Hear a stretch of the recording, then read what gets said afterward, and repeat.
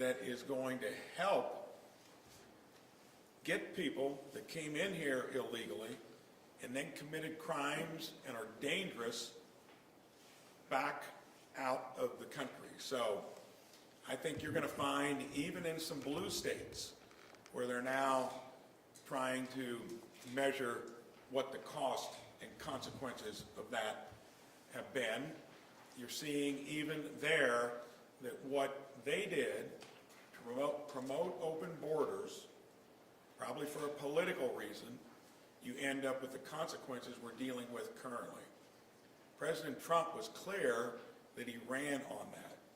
And most Americans are of the mindset that if you've committed a crime after you've come into the place illegally, that you need to be held accountable. So a lot of the discussion is, well, where does it go beyond that? All I'm telling you is that for the sake of public safety, keeping Hoosiers safe, you're going to find governors that now, especially since we've had the election that litigated this as the most important issue, it will just not be Governor Abbott in Texas, where they had the brunt of it, or Governor DeSantis in Florida, where they pitched in.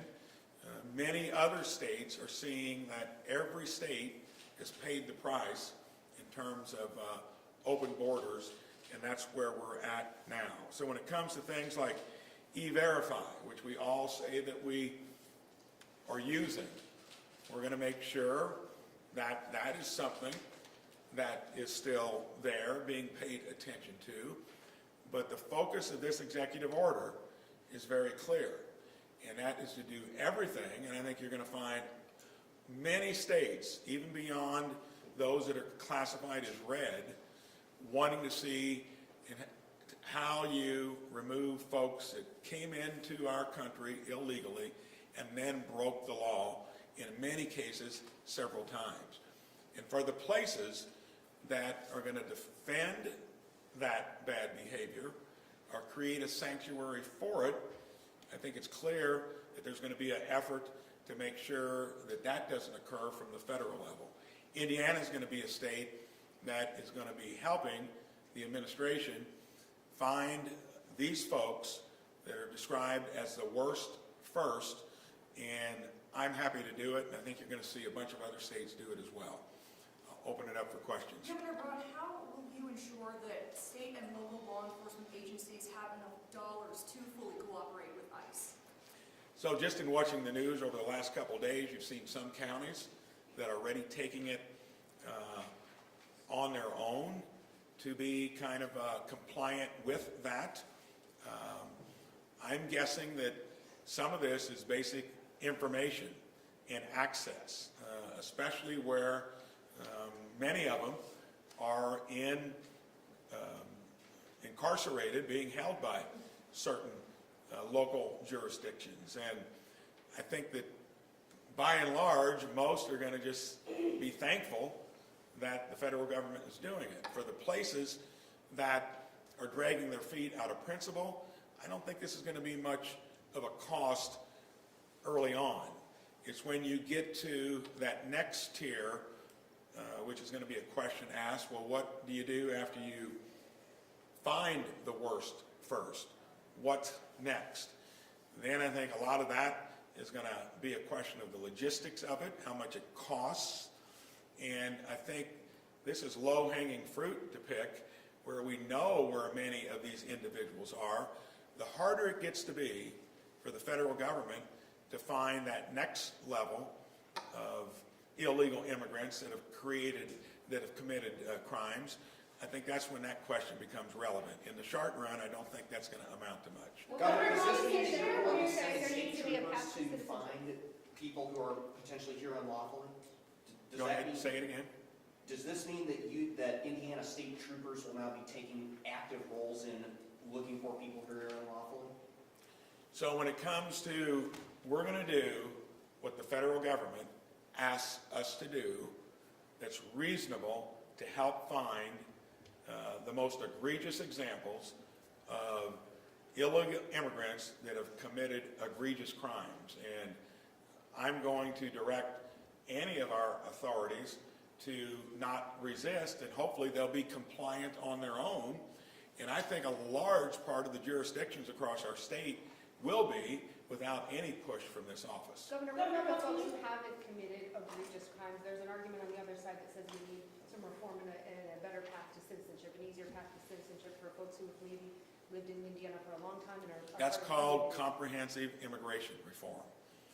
And for the 6 years I've spent in the Senate, that was never going to happen because the other side of the aisle was pushing open borders. We secure the border, which isn't it amazing how the number of illegal crossings have gotten down to almost zero? It was nearly 11,000 a day at one time. And the only reason the other side decided to do anything about it, it was political in nature. So when it comes to all the other issues that surround immigration in general, it has been complicated by the number of people that have come into the country illegally. But if you secure the border and you see that things have gotten down to where that's not an issue, southern and northern border, it's not going to be fixed state by state. You're going to have to get 60 senators to agree to it. You secure the border, I'm guessing that's even a possibility. There was zero chance of that happening under the Biden administration's policies. That's now changed. Hang on just a second. Go ahead. Do you support going into schools, churches, and looking for people maybe not be egregious? No, because I'm not getting any directive from the federal government on doing that. They're wanting to make sure places don't protect these egregious examples, and some are. In our own state, it would be the exception rather than the rule. You've got some states that declare themselves as sanctuary states, cities within them. That's going to be the place where it's probably going to be more difficult for the federal government to do its job. And I'm guessing most Americans are for finding the individuals that broke into the country illegally and then committed a rash of crimes. So what kind of clarification? On the southern border, the deployment of the Indiana National Guard is set to end soon. Will you extend that? And how much has that cost the state so far?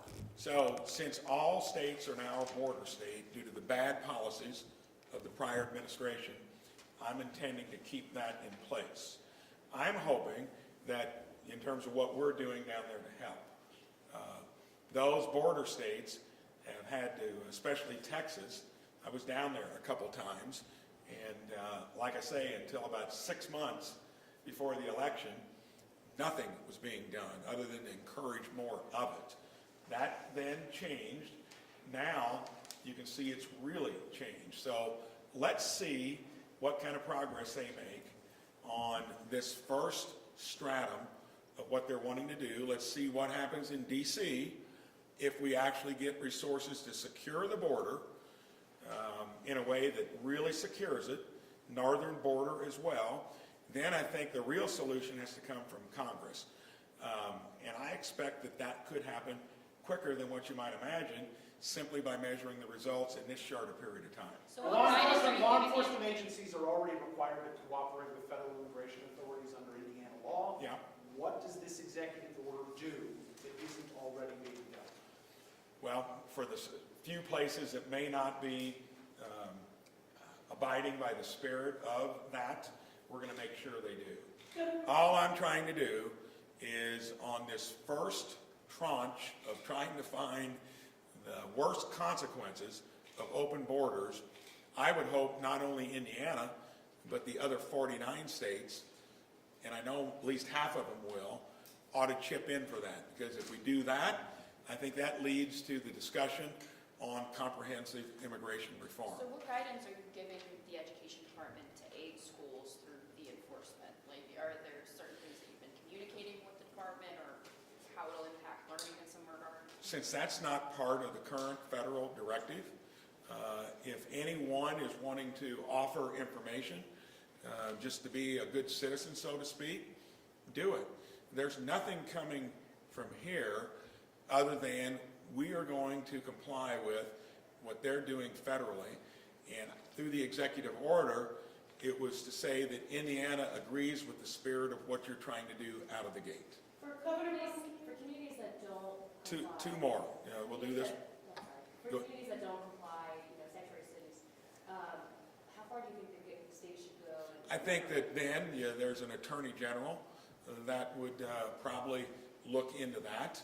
And if someone is just digging in and stubborn and making a statement about it, not agreeing, we'll see what alternatives we have there. But again, to dovetail with what we're currently seeing, don't extrapolate it into more than what we've seen here, because it's going to take a good while for this to take hold. And if we get this done correctly, for anybody that wants a bigger solution, that has to occur for public safety, and then border security has to be number two, which we can do our small share if there's still a need for Indiana National Guard. But most of that, I think, is going to be done by the Trump administration and a Congress that ran on it and got elected to maybe do something about it. Governor Braun, you mentioned earlier that illegal immigrants have come to Indiana, caused harm to our public safety. Are there any areas that you can share where you've seen this specifically in action or an uptick in crime because of migrants? I'm not looking for that in the sense if it's there and we see it and you can put two and two together. I'm just wanting to help federal resources find the folks that might be in Indiana that have committed crimes after they came into the country illegally. So there's no areas specifically that you know this is happening? No, this executive order is about putting the spirit of Indiana behind what most Americans are for. So thank you here today. We'll be probably doing something next week again, and we'll go from there. Thank you so much. Thank you.